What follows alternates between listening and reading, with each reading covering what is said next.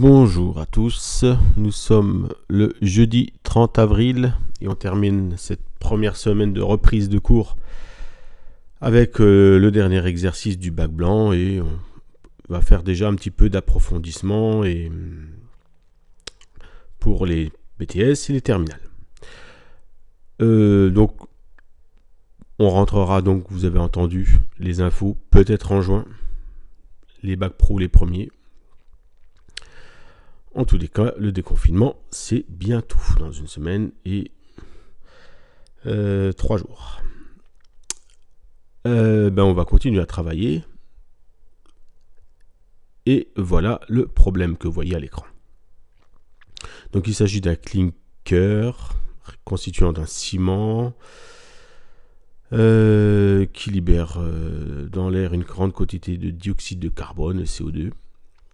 Alors donc, dans une cimenterie, la fabrication de ce clinker s'effectue de 7h30 à 20h dans une pièce de volume 900 000 décimètres cubes. À 20h après une journée de travail, le taux est de 0,6% de CO2.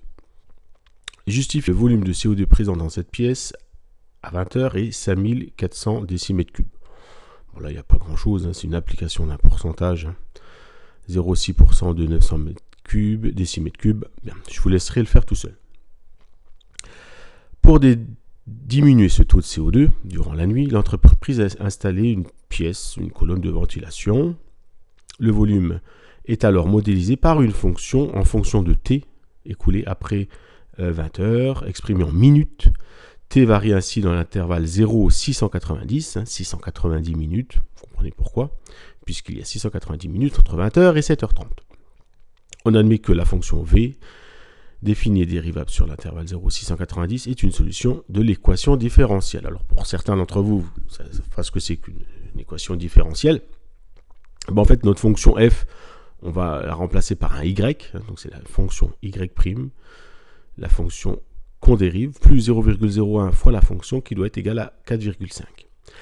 Alors, je vais vous dire comment vous allez en BTS, et puis également en prépa, et puis également en IUT, déterminer les solutions de cette équation différentielle, la suite du programme de terminale. Alors, c'est parti. C'est plus bas donc, voilà. Alors, l'équation différentielle, je vais la mettre juste au-dessus. Tac, tac, tac, tac, tac. Là, voilà. Alors, en rouge, le cours. La solution d'une équation différentielle dite homogène du type y' de x plus a de x, y de x égale 0 et y de x égale k exponentielle moins grand A de x, avec grand A de x une primitive de a de x et k un nombre réel. Voilà. Donc vous avez vu, ça diffère un petit peu de celle que vous avez vue en terminale, où ici vous n'avez pas a de x, une fonction de x, mais vous aviez juste un nombre. D'accord ? Mais vous allez voir que c'est exactement la même chose. Ça va revenir au même.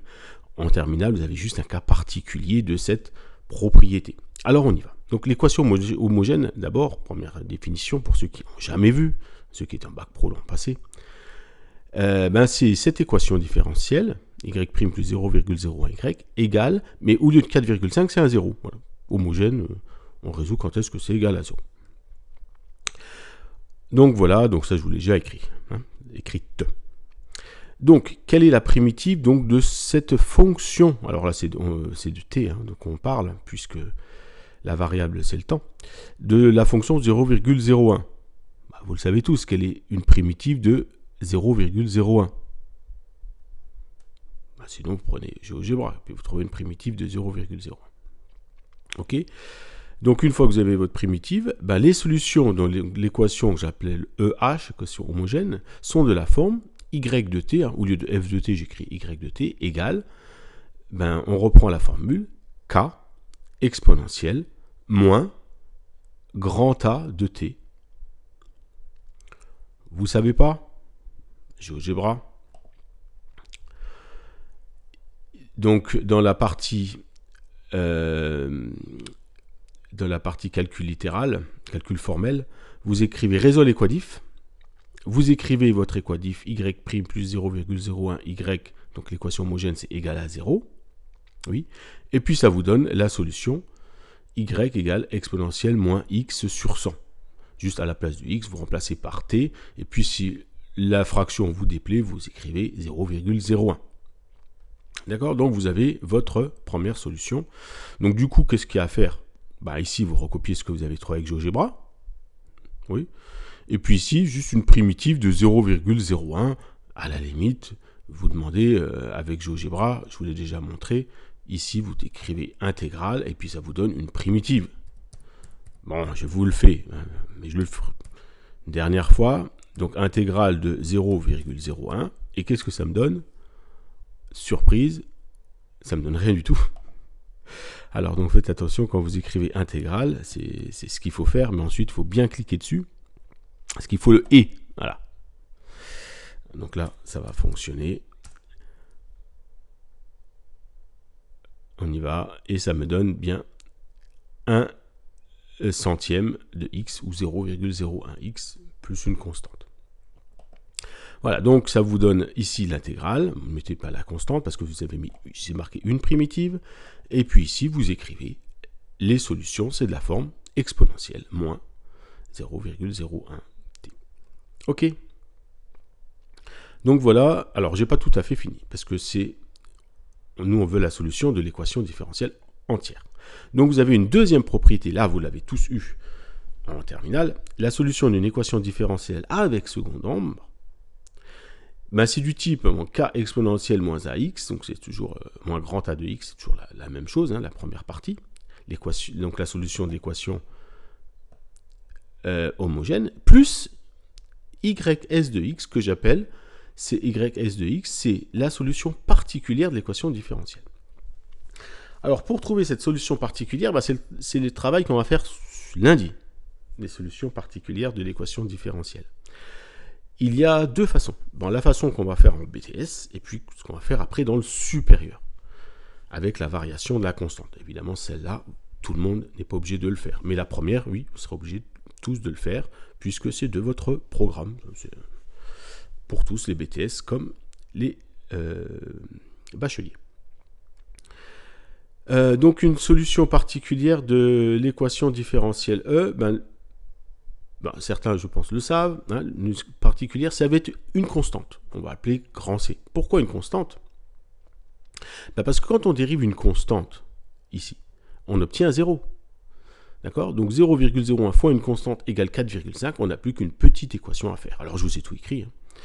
Une solution particulière est une constante C, donc ys de C égale S de t égale C, donc une constante, qu'il va falloir évidemment deviner. Et la dérivée de la constante, c'est 0. Y', parce que la dérivée d'un nombre, c'est 0. On remplace dans l'équation qui est là, oui.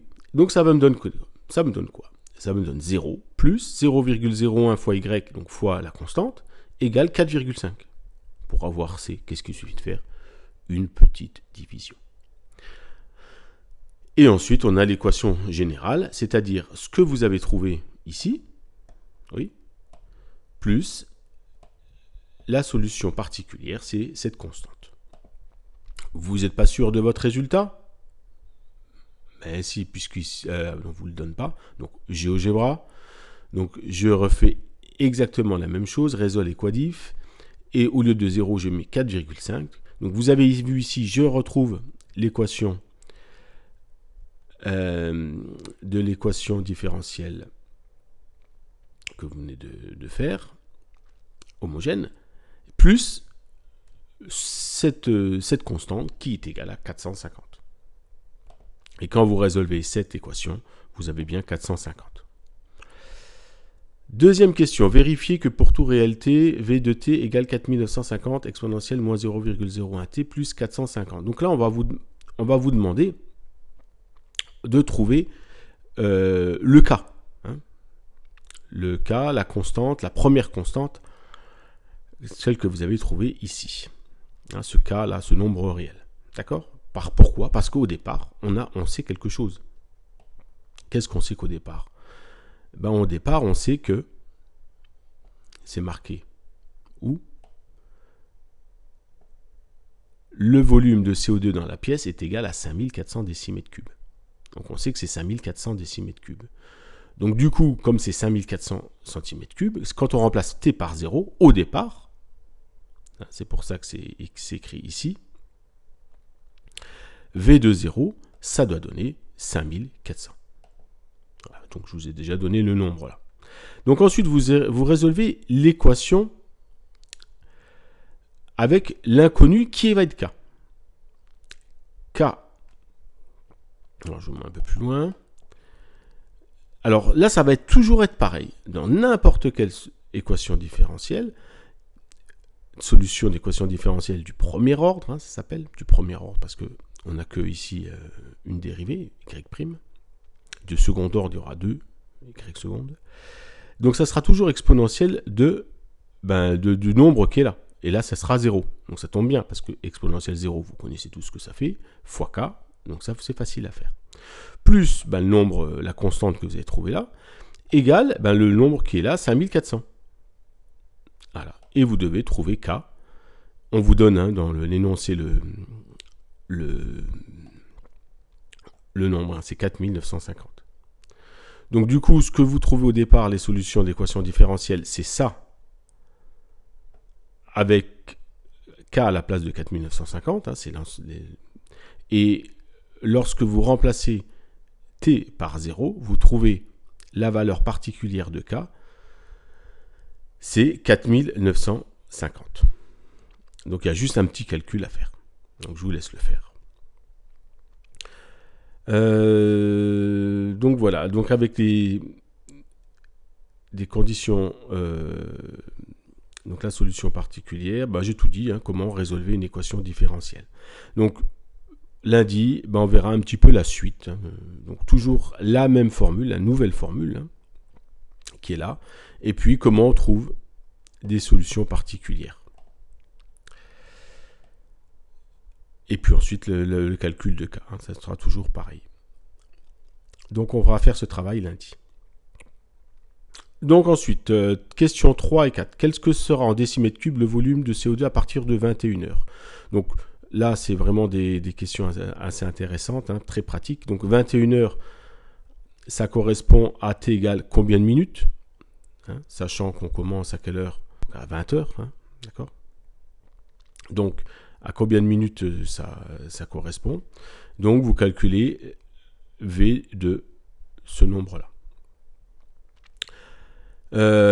Donc, vous pouvez prendre GeoGebra, je peux vous le montrer. Donc, ici, je vous ai mis vous pouvez aussi résoudre l'équation différentielle avec, vous avez vu, en plus, alors quand vous regardez, quand vous tapez Résol Equadif, vous avez aussi un point. Donc en 0, ça vaut 5400, donc vous écrivez, placez le point 0, 5400. Voilà. Ce qu'on appelle les conditions initiales. Et donc ça vous donne le résultat, mais qu'on vous donnait également. Donc ce que j'ai fait, j'ai tracé cette fonction, d'accord, 4950 exponentielle moins 0,01 x plus 450, ça donne ça. Et puis ici, comme ça, j'ai mon image de 60 ici, par exemple. Voilà. 7h30, ça correspond à t égale combien? Parce qu'on veut savoir à 7h30 du matin. Bon, ça fait beaucoup d'heures, beaucoup de minutes, à vous de le calculer, c'est pas trop compliqué. Puis vous remplacez ici. Et puis vous savez quel est le volume de CO2 à 7h30 du matin. Ensuite, il y a une question. Les responsables disent que c'est inférieur à 0,06%. Alors, donc là, maintenant, il y a deux façons. Soit vous calculez 0,06% du taux de départ, puis vous voyez si c'est égal, ou alors vous calculez ce nombre-là, quel pourcentage, quel pourcentage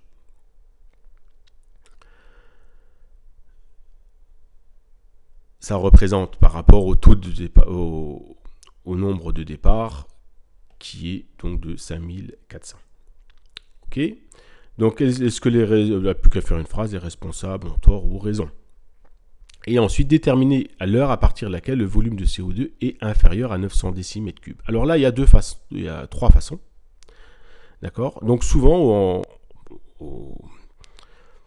au BTS, on va vous demander de chercher. Ça fait partie des chercher. Alors, donc vous avez, si vous pouvez trouver une des méthodes, vous avez cherché. Alors, première méthode, donc ce que vous voyez là, c'est les recherches. Donc ça, c'est donné, c'est cadeau. Donc c'est graphiquement. Alors graphiquement ou l'aide du tableur. Donc je reprends GeoGebra. Graphiquement, on regarde quand est-ce que c'est égal à... donc on a dit, je sais plus, quand est-ce que c'est égal à 900, hein, inférieur à 900. Donc vous voyez, hein, la courbe, ça diminue, hein, le volume de CO2. Et donc 900, c'est ici. Et donc vous voyez, alors, graphiquement, vous pouvez me tracer la droite, ce que j'ai écrit y égale 900. Puis vous voyez à partir de combien. Et ici, j'ai utilisé intersection entre les deux fonctions. Ça me donne pour 239,79 minutes. Quasiment 240 minutes, c'est-à-dire 4 heures. On peut aussi utiliser le tableur, regardez. Quand est-ce que c'est en dessous de 900 pour 240 minutes. Donc voilà, il faut chercher. Il faut soit faire ça, sur le tableur, soit faire trouver ce point A, voilà. Ou alors dire, pour le faire, je résous cette équation. C'est-à-dire quand est-ce que V de T est inférieur à 900. Vous pouvez même utiliser GeoGebra pour résoudre cette équation.